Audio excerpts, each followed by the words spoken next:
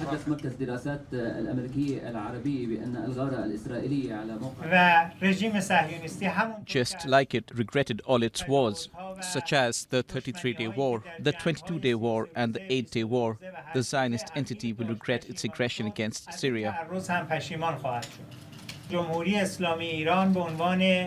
Iran, who chairs the non-aligned group, will use all its contacts to support Syria against the Zionist enemy.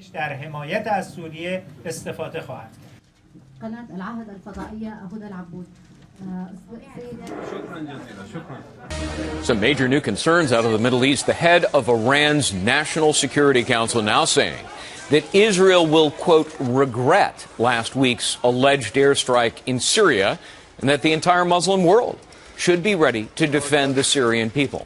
Connor Powell is following this live from our Mideast Bureau. Connor, has Iran said how it might retaliate? Well, Greg, both Iranian and Syrian officials have issued a lot of threats in the last week since this Israeli airstrike in Syria. But that's all it has essentially has been threats so far.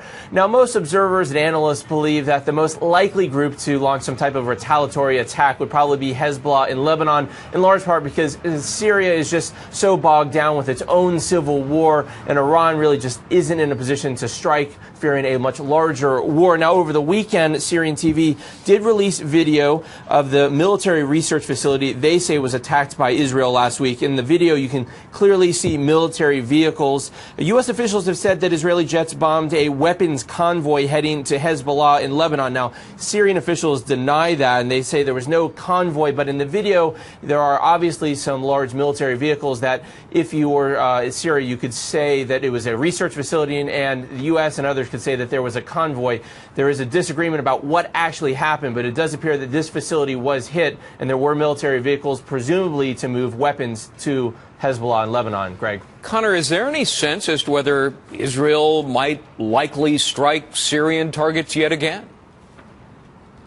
Well, Israel's always feared that a crumbling Assad regime would launch some type of, or would transfer weapons to Hezbollah or other extremist groups, and Israel has always said that they would take the steps to defend themselves. Now, Israel's not publicly taken responsibility for the airstrike in Syria last week, but the defense minister, Ehud Barak, over the weekend essentially, alluded to the fact that Israel had launched this attack and said that they would do anything they needed to do to protect Israel. So the chances of more strikes are very real, and we're getting more and more reports that there are Israeli jets flying over both Lebanon and Syria in the last couple of weeks. So there is definitely a real possibility of additional strikes going forward. Greg? Connor Powell live in our Mideast Bureau. Connor, thank you.